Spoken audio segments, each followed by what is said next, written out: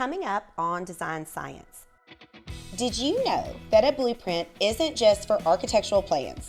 Blueprinting a space is the make or break key to using your rooms as effectively as possible. It's how you understand what fits where. Most people think interior design is all about picking out pretty things. Well, I have a little secret for you. At the heart of every fabulous home design is science. I'm Julie Couch, and I'm here to help you take out the guesswork using tried and true formulas. Together, we'll explore the theories that lead to guaranteed gorgeous interiors. This is Design Science.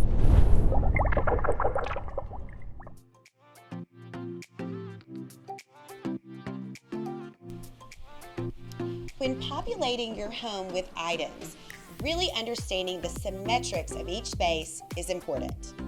It also helps you meet your goals. Let's say you just finished wallpapering your dining room with a stunning pattern.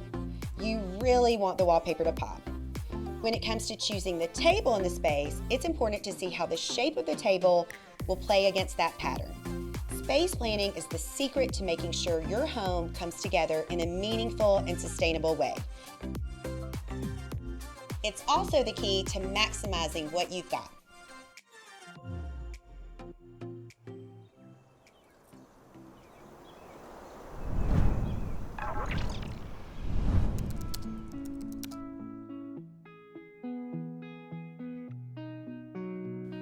Many of the homeowners I work with really want these big open spaces when they're planning, but it can be a little challenging when you're thinking about space planning.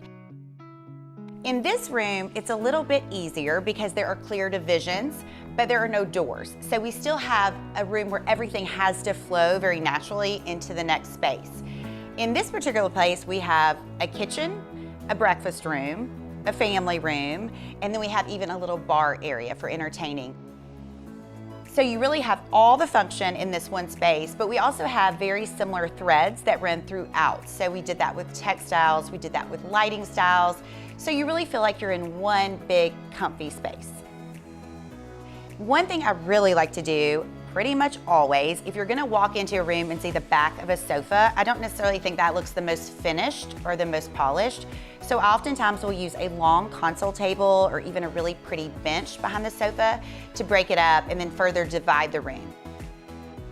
The formula for dividing the space with a console is to ensure the console is the same length of the sofa. That way, you'll have a seamless line. Obviously, rugs are a very easy way to show the different spaces that you want to highlight, but overall, you want to think about adding things that can add storage, like the console table, or just really beautiful collections.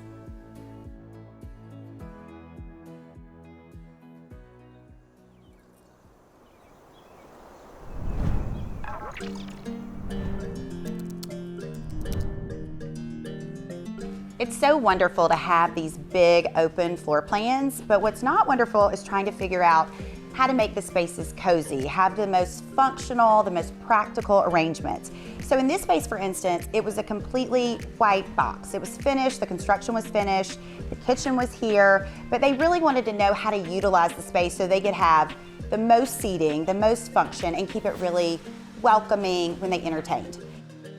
What I think about when I talk to clients is how do you create an island for your furniture, right? So we need really big rugs. A lot of spaces, they use really small rugs, and that can be the biggest problem to creating a cohesive and finished space. So I really like to create a space where there is a big rug, and just a little bit of a path through. To divide zones in a larger room, always allow 36 to 48 inches between those dedicated spaces. And here you can see we did one that's a little bit more solid. It's just woven, different textures, a little bit of variation in color, and then it has this super funky, chunky trim on it. So it really gives you this very strong division from your dining area to your family room. In the family room, we didn't want to do the exact same thing. Sometimes it can be a little challenging in these spaces to mix rugs. So in this case, we did the more solid, the more woven, and in this room, we chose to do more geometric, a lot more pattern. And so it really gives us some variety, but it still makes sense in the same space.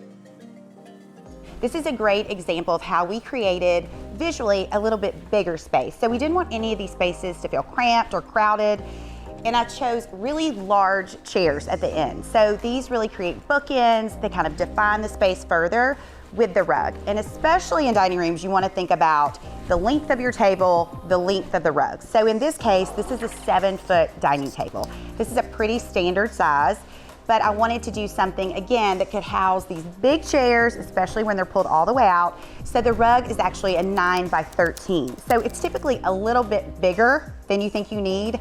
And a good way to do that, if you're unsure, is to just take painter's tape, measure it out, put it in your space, and really see how it feels. It's oftentimes gonna be 1, 2, 3 sizes larger than you think you need, but you don't want the postage stamp situation, because if you have the really small rug, you're never gonna have a really finished, cohesive space. And you can see adjacent to the dining room, I chose to use a really big rug. This one's actually 12 by 15, which seems a little bit surprising in a pretty small house, but what it's done is allowed me to use really big seating pieces and also have some variety between the dining and the living area. So we have these two beautiful spaces adjacent to each other, but we actually have one more. This was a great space because it was really large. We could do a lot of things with this, but we most importantly wanted this to be functional. We wanted them to use this space and it not be an afterthought. So we defined this space with 2 chairs for conversation and then an upholstered ottoman. So a lot of times if I don't use a rug, as I chose not to do here, I will use either a skirted piece, something with upholstery all the way to the ground, or an upholstered ottoman. So you still have the softness of a textile, but you don't have another rug. So this is the perfect example of how you can turn one big open living space into 4 functional, beautiful spaces.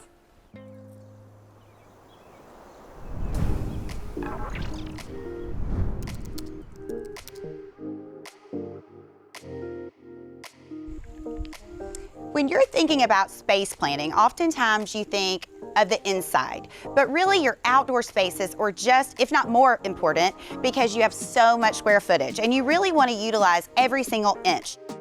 And with this particular home, we were able to accomplish just about everything you would want in an outdoor living space.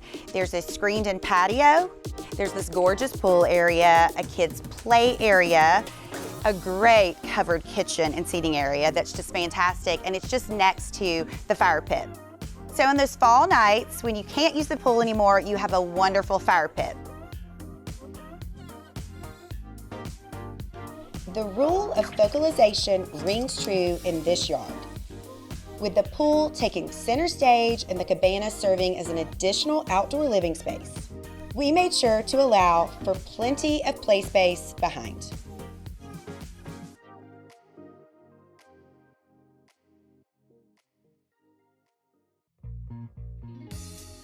From the indoors to the outdoors, the right space planning is key to a successful design.